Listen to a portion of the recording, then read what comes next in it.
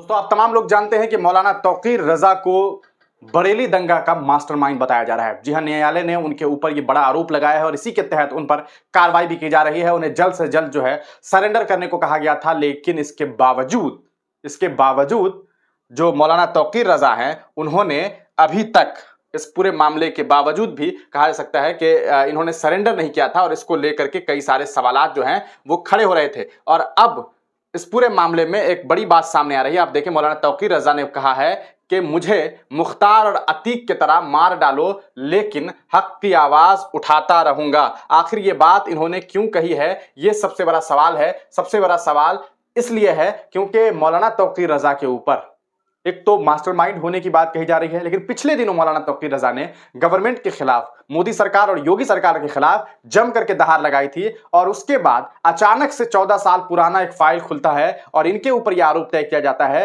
कि बरेली में जो दंगा हुआ था, जब आपको याद होगा जुलूस मोहम्मदी निकाली गई थी 12 रबीउल अव्वल के दिन, उस दिन जो दंगा हुआ उसका मास्टरमाइंड मौलाना तौकीर रजा को बताया गया है। और अब मौलाना तौकीर रजा, जिनके ऊपर जो है कुर्की जब्त करने की जो है कहा गया कि अगर ये अगली पेशी पे नहीं आते हैं तो इनका पूरा जो सामान है, इनकी जो प्रॉपर्टी है उसे कुर्क कर लिया जाए, जब्त कर लिया जाए। उससे पहले अब इनका एक बयान सामने आया और इसी बीच आपको याद होगा जब तारीख दी गई थी उससे 2 दिन पहले इनकी तबीयत खराब हो गई थी, इन्हें आईसीयू में एडमिट किया गया था। लेकिन अब इनकी तबीयत जब ठीक हुई है तो इन्होंने सीधे सीधे अस्पताल से हट आकर के मीडिया में बयान दिया और इन्होंने कहा कि मैं डरने वाला व्यक्ति नहीं हूं, लेकिन क्या आप चाहते हैं कि मुझे उसी तरह, आप देखिए इनका जो सीधा सीधा बयान है दोस्तों, वो हम आपको दिखा दें कि इनका सीधा सीधा ये कहना है कि क्या मुझे भी मुख्तार और अतीक की तरह मार डालो, लेकिन हक की आवाज उठाता रहूंगा। कहना क्या चाह रहे हैं कि क्या मौलाना तौकीर रजा को भी मारा जा सकता है? क्या ये कहना चाहते हैं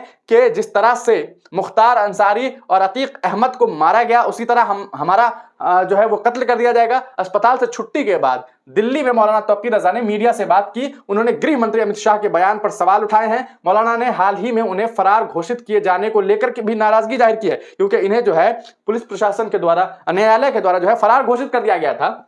दिल्ली में अस्पताल से छुट्टी मिली है इन्हें। आप तमाम लोग जानते हैं इत्तेहाद मिल्लत काउंसिल के जो है प्रमुख है मौलाना तौकीर रजा।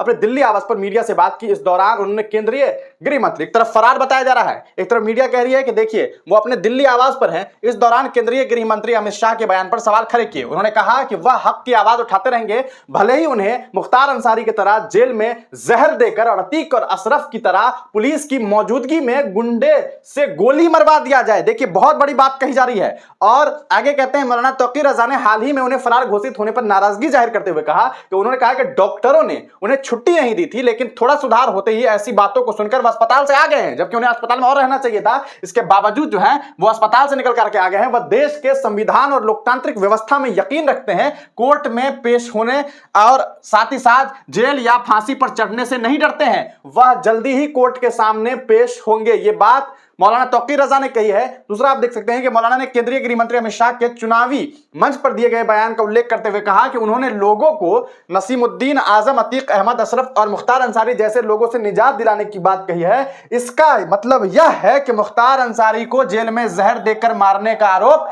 गलत नहीं है। यह बात मौलाना तौकीर रजा के द्वारा कहा जा रहा है कि जब अमित शाह जी चुनावी रैली में यह कहते हैं कि मुख्तार अंसारी से हमने निजात दिलवाया, इसका मतलब यह है कि उन्होंने मर्डर करवाया है। इसी तरह अतीक और अशरफ को पुलिस की मौजूदगी में सरकार ने गुंडे भिजवाकर साजिशन मरवा दिया है। यह बात कही जा रही है। उन्होंने कहा कि चुनाव आयोग और कोर्ट को गृह मंत्री के बयान पर संज्ञान लेना चाहिए, लेकिन ऐसा होगा नहीं, बल्कि इस तरह के सवाल उठाने पर उनके खिलाफ नया मुकदमा जरूर कर दिया जाएगा। यह बात कहा गया है। आईएमसी की मीडिया प्रभारी मुनीर इदरीसी ने बताया कि मौलाना तौकीर रजा खान दिल्ली में है। वहां निजी अस्पताल डिस्चार्ज होने के बाद एक चैनल से उन्होंने बातचीत की है। अमर उजाला ने इस खबर को प्रकाशित करते हुए यह बात बताई है। तीसरी बार जारी हुआ है इनके खिलाफ गैर जमानती वारंट और उसके बाद इन्होंने ये एक बड़ा बयान दिया है दोस्तों। जज ने जो है इन्हें फरार घोषित कर दिया था। तो एक बहुत बड़ा बयान सामने आया है। एक तरफ इन्हें फरार घोषित किया जा रहा है, दूसरी तरफ आप तमाम लोग जानते हैं कि वो अस्पताल में एडमिट थे, इस वजह से वो नहीं आ सके। उन्होंने ऐसी बात कही और उन्होंने मुख्तार अंसारी और अतीक अहमद, अशरफ अहमद, इन तमाम लोगों की मौत की जो वजह बताई है